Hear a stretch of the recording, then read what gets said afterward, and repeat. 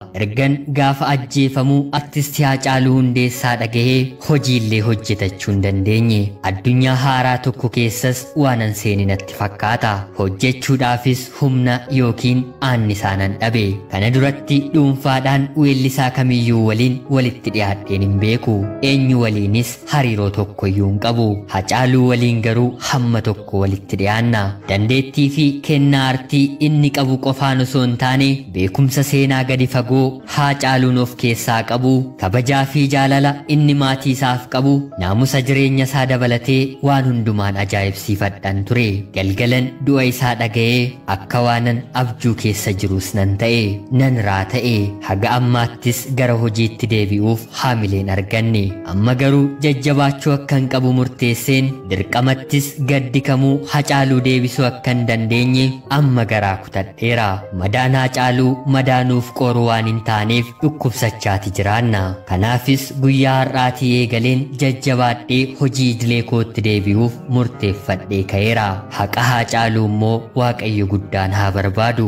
Waggaa 2 dura Itoophiyaa fi Eertiraan araaramanii pirezidaantiin Isaayyaas Afeworqi Finfinneetti araaramee dhufee galma Barkumeetti sagantaa guddaan qophaa'e hundi keenya ni yaadanna. Sagantichi adeemsifamuuf guyyaan 2 gaafa hafu ani Haacaaluu wajjinan oole. Guyyaa guutuu ganamarraa kaasnee waliin turre, waliin laaqana nyaannee, konkolaataa isaanis bakka hedduu deddeemne. Anis Haacaaluudhaan barruulee irratti isa baasuuf jedheen afgaaffii sa'aatii tokkoof daqiiqaa 15 sagaleedhaan waraabbadhe. Sagalee waraabe sanas barreeffamatti jijjiireen maxxansaaf hin qopheesse. Haacaaluun sagantaa galma Barkumee irratti weelliseen booda guyyaa 2ffaa irratti naaf bilbilee akkan hin maxxansine na gaafate. Anis maaliif jedheen yeroon isan gaafadhu sagantaa Barkumee sanarratti weellisuu koo wal qabatee mudannoo guddaan qaba. Mudannoon kunis itti dabalamee maxxanfamuu waan qabuuf gidduu kana wal argina naan jedhe. Anis tole jedheen Haacee waliin erga waliif galee booda ergasiitii har'aa bor wal argina otoo jennuu deebinee wal arguu dadhabne. Barreeffamni sunis na harkatti hafe. Afgaaffii sana keessaas hamma tokko kitaaba koo kanan gidduu kana maxxansuuf jiru mata duree kaayyoo koo gateen galu jedhu irratti barreesseetiin jira. Kitaabichis yaadannoo Haaceedhaaf kan kennamedha. Afgaaffii sana keessaa qabxii muraasa asirratti sin affeereen bal'inaan immoo kitaabicharraa dubbistu. Anis gaaffii koo akkana jedheen jalqabeefi. Naaftuu margee maal godhee ijoolli sheekaa tiyodamee koree malee tiyodamee koree malee.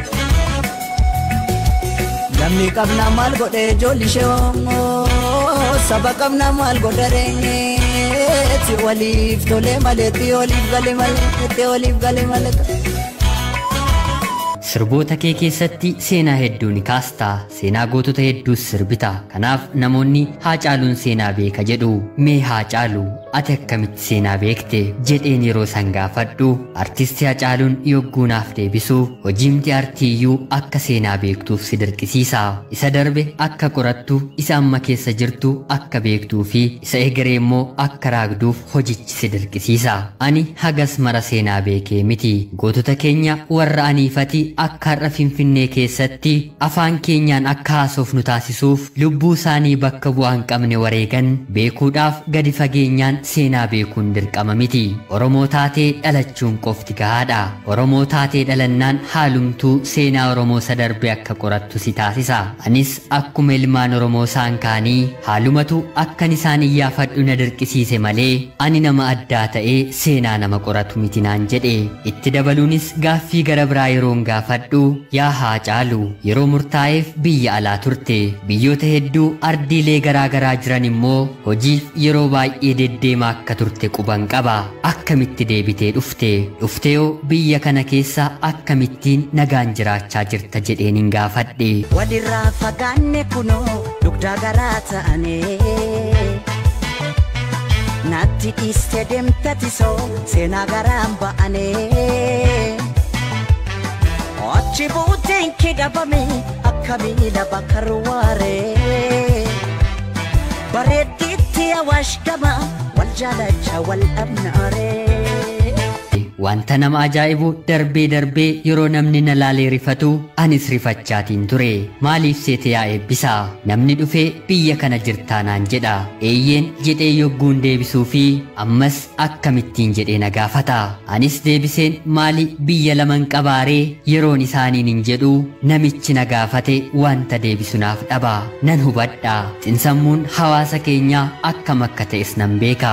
Weellistoonni waa'ee quuqama saba isaanii weellisan hedduun isaanii biyyoota alaa jiru. Kaan biyyaa ba'anii kaan biyyoo ta'anii kaan immoo achi buuteen isaaniituu dhabameera. Dhugaa dubbachuuf anin kanan biyya keessaa bahee karaa Keeniyaa yookiin karaa Sudaan baqadheetiin miti. Akkuma artistoota Habashaa isaan kaanii hawaasa isaanii biratti beekamanii affeerraan biyya alaa dhufuufiitti hawaasni Oromoo biyya alaa jiraatu akka dhuftee konsertii asitti dhiyeessitu ni barbaanna jechuun karaa intarteenimentii Minnoo Showaa viizaatu naaf ergame. Abbaan dhaabbatichaa Shawaa Bantii Ittaanaa jedhama. Kanaaf carraan argadheen hiriyoota koo waliin gara biyya alaatti imale. Ameerikaa keessatti gara isteetota 21 keessa naanna'ee konsertii hojjedheera. Akkuma ati jettes addunyaa kanarra biyyoota